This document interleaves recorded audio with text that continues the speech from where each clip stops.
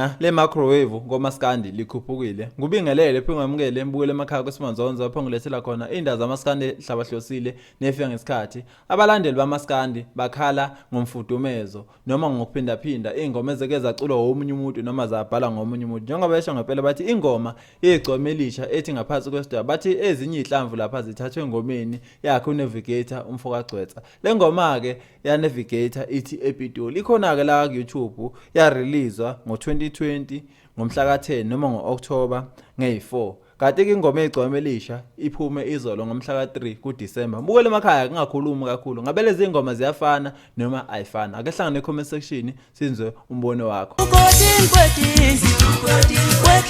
Uyabona swaqola amafonkongi ulamanga phoya uyabona swaqola amafake ukodin kwedin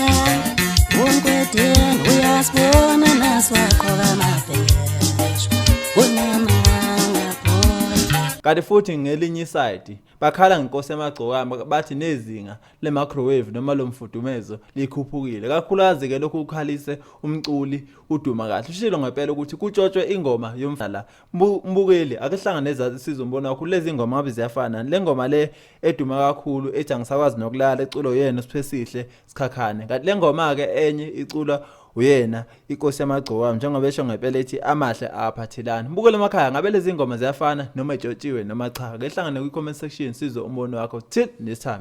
Indaba ayipheli kweSimanzonzo futhi ngeke iphele. Siyabonga. Angisakwazi nokulala okungaba ngayena Angisakwazi nokulala lokungcaba ngaye